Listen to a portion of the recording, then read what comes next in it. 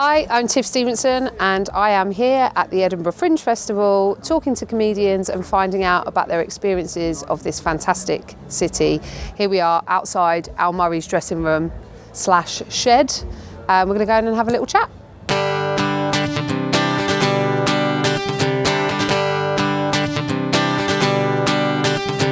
So here we are in the auspicious surroundings of what looks like a garden shed.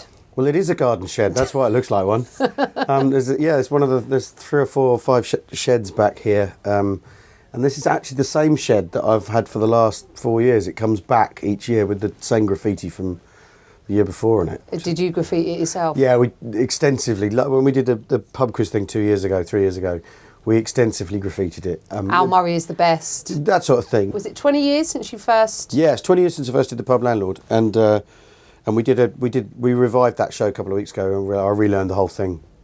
Well, I say I relearned the whole thing. There's a list with it all on. Some of it makes sense, some of it doesn't, and some of it I remembered crystal clear, and other bits it tended to be the crap bits that I simply couldn't remember.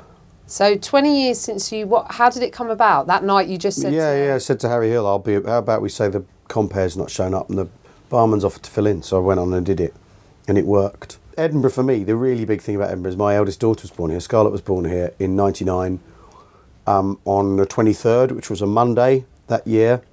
So her mum went into labour. Her water's broken in my brand new car. I love that you still mention that now. Oh, God. And we drove to the hospital, and Scarlett was born at sort of 5 that evening, 5:30. So I had to cancel the show. And I think Ed Byrne took the slot. There's some story about some women stood outside in the Pleasance Courtyard, the Blackboard Al Murray show, cancelled due to whatever. Childbirth. Well, when the word in the courtyard being, what's happened? Oh, his wife said, his girlfriend said, a fucking baby, I don't believe it. Like they were annoyed. They were annoyed that I would pull a show for that reason. It's not a good enough reason, obviously. And then that week, that happened on the Monday, and then on the Saturday I won the Perrier. So it was like this weird sort of hallucinatory week where you just think, is this all really happening? And the shows were going really well as well.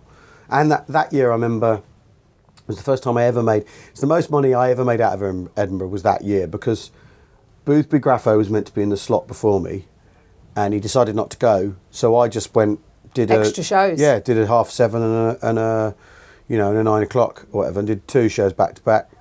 And suddenly it was double bubble, out of nowhere. So that was quite a good year. I love that. Double bubble, mate. Like you're a cabbie. Well, it was like the old days on the circuit are doubling up. So it was like, it's not something you go, now I'd be, oh my God, will I have the energy? You think, you're all right, bring it on, let's do it. Do as many as you can, because that's why you're here. You want as many people to see the show as and possible. if you think you've got good ideas, you want if I could play the castle every night, I would. I mean, I can't.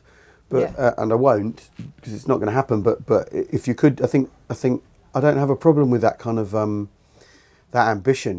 If you think you've got good ideas, wouldn't it be great if everyone thought they were good too, or could share in them? We've all done our years of playing to small rooms and so you kind of go, I've really worked, so now I can get to sell some tickets to a crowd and do as much as you can. Yeah. I think that's the beauty of Edinburgh, though. You can have it's 4 seasons in one day, isn't it? So you can have, it can go from this to this and everything in between. And that's a fringe experience. I had a baby. I won the Perrier. I had a surreal kind of week. That was the weirdest week. And the thing but it all made perfect sense within how the fringe is sort of nuts. You think, well, of course we'll have the kid up there. We'll fit around that. We'll work around that. And I think the part of the thing with the fringe is it is like you're in the carnival, you're like your troubadours and you've come to town. And I mean, I'm in a tent this year and have been the last 4 years for that reason, because I'm dressed like a troubadour. Well, you are dressed like a troubadour, yeah, like we're strolling minstrels and all that. And I think I think that's what's good about the fringe. And that's why like I say, I do tents, because it's like a carny thing, and because we are. There's a really great bit where in the Ian Dury movie, where his son's at private school and someone's ribbing his kid for being posh, And he says to him, and Ian Dury says to him, "No, Sam, we're not posh. We're arts and crafts." That's a beautiful That's way. where we fit in where we sit in the class system or whatever. You know, we're arts and crafts. That's who we are. And you know, we're troubadours. We're arts and crafts, and it's brilliant.